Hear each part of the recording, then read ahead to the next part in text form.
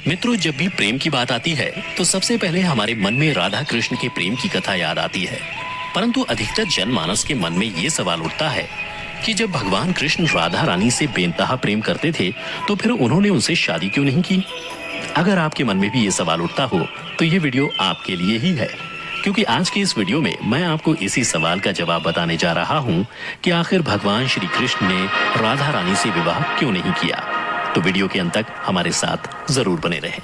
जिनमें से सबसे पहली कथा के अनुसार ऐसा माना जाता है कि राधा कोई और नहीं बल्कि श्री कृष्ण का ही एक रूप थी। स्कंद पुराण की माने तो श्री कृष्ण को आत्माराम भी कहा जाता है, अर्थात जो अपनी आत्मा में ही रमण करते हुए आनंदित रहता है और उसे आनंद की अनुभूति के लिए किसी अन्य की आवश्यकता नहीं होती। उनकी आत्मा तो राधा ही है, अतः राधा और कृष्ण को कभी अलग नहीं किया जा सकता। ऐसे में फिर राधा और श्री कृष्ण के विवाह होना और बिछड़ने का सवाल ही नहीं उठता। श्री कृष्ण ने ही खुद को दोनों रूपों में प्रकट किया है। ये भगवान का एक मनोरम रूप है। पुराणों में उनके इस रूप को रहस्य, अध्यात्म और दर्शन से जोड़कर देखा गया। वहीं ब्रह्म वैवर्त पुराण में वर्णित कथा के अनुसार श्री कृष्ण के साथ राधा गोलोक में रहती थी। एक बार उनकी अनुपस्थिति में श्री कृष्ण अपनी दूसरी पत्नी विरजा के साथ घूम रहे थे। तभी राधा आ गई। वे विरजा पर नाराज होकर वहां से चली गईं। श्री कृष्ण के सेवक और मित्र श्रीदामा को राधा का यह व्यवहार ठीक नहीं लगा और वे राधा को भला बुरा कहने लगी। राधा ने क्रोधित होकर श्रीदामा को अगले जन्म में शंखचूड़ नामक राक्षस बनने का श्राप दिया। इस पर श्रीदामा ने भी उनको पृथ्वी लोक पर मनुष्य रूप में जन्म लेकर 100 वर्ष तक कृष्ण विछोह का श्राप दे दिया। राधा को जब श्राप मिला था तब श्री कृष्ण ने उनसे कहा था कि तुम्हारा मनुष्य रूप में जन्म तो होगा, लेकिन तुम सदैव मेरे पास रहोगी। यही कारण था कि राधा और श्री कृष्ण का बचपन में विछोह हो गया था। जबकि रामचरितमानस के बालकांड के अनुसार एक बार विष्णु जी ने नारद जी के साथ छल किया था। उन्हें खुद का स्वरूप देने के बजाय वानर का स्वरूप दे दिया था।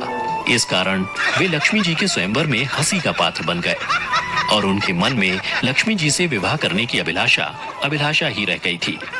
नारद जी को जब इस छल का पता चला तो वे क्रोधित होकर वैकुंठ पहुंचे और भगवान को बहुत भला बुरा कहा और उन्हें पत्नी वियोग का श्राप दे दिया। नारद जी के श्राप की वजह से रामावतार में भगवान रामचंद्र जी को सीता का वियोग सहना पड़ा था और कृष्णावतार में देवी राधा का। इसके अलावा एक अन्य पौराणिक कथा के अनुसार राधा श्री कृष्ण से 5 वर्ष बड़ी थी। राधा ने श्री कृष्ण को पहली बार जब देखा था जब उनकी माँ यशोदा ने उन्हें ओखल से बांध दिया था।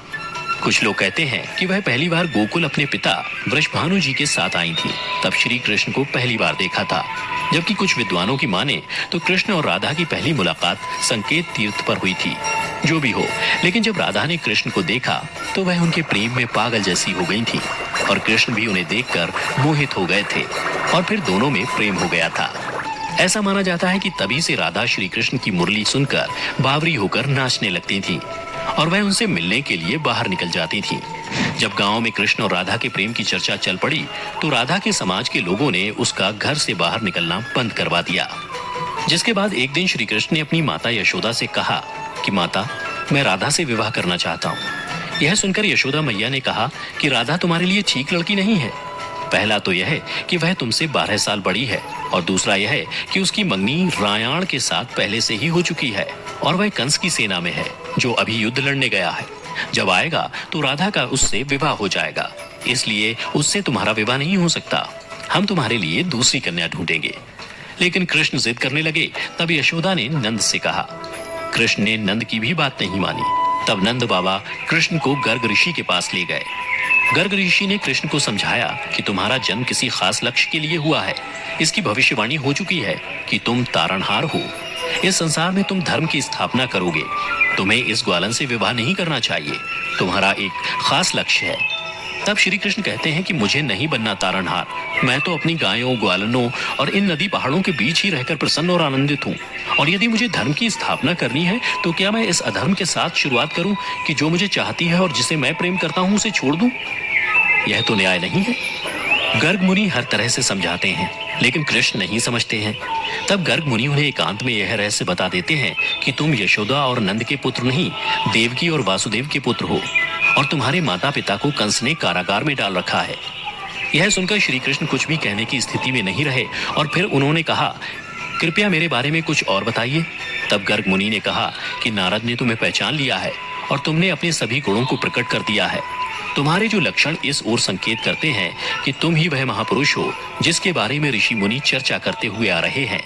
यह सुनकर श्री कृष्ण चुपचाप उठे और गोवर्धन पर्वत की सबसे ऊंची चोटी पर जाकर अकेले आकाश को देखने लगे। बस वे वहीं दिन भर रहे और सूर्यास्त के समय ज्ञान को उपलब्ध हो गए। वहीं से उनकी दशा और दिशा बदल गई। फिर उसके बाद श्री कृष्ण कंस के बुलावे पर वृंदावन छोड़कर मथुरा चले गए और इधर राधा का विवाह यशोदा के भाई प्रयाण से हो गया। मित्रों, इसलिए भगवान कृष्ण ने कहा कि राधा तो मेरी आत्मा है, भले ऐसे में मैं उससे विवाह करूं या ना करूं, इससे क्या फर्क पड़ता है। विवाह के बाद भी राधा का ना तो मेरे प्रति स्नेह कम हुआ और ना ही मेरा राधा के प्रति। इसलिए मित्रों, अगर आप भी किसी से प्रेम करते हैं और आपकी उससे शादी नहीं होती है तो निराश ना हो, बल्कि उसके प्रेम को अपने मन में हमेशा के लिए याद रखें, जैसा कि श्री कृष्ण ने किया था। तो मित्रों, उम्मीद करता हूं कि आपको श्री कृष्ण और राधा की ये प्रेम कथा पसंद आई होगी।